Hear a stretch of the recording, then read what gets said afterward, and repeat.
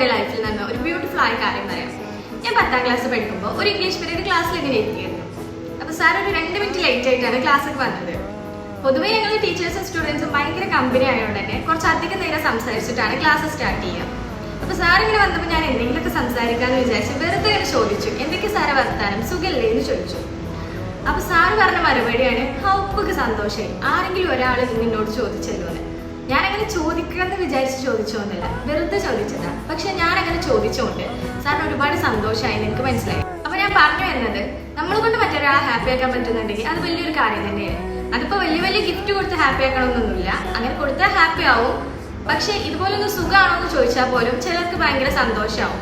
അതുപോലെ തന്നെയാണ് ഒരാളെ കണ്ട ഇന്ന് ഭയങ്കര അടിപൊളിയായിരിക്കണല്ലോ ഇങ്ങനെ ഒന്ന് പറഞ്ഞാൽ മതി, അവരുടെ ആ ദിവസം കളറാക്കാൻ ആ ഒരു ഡയലോഗിന് പറ്റും. So be kind and try to make anyone happy and also be happy. നിങ്ങളും സന്തോഷമായിരിക്കുക. So that's it. Bye.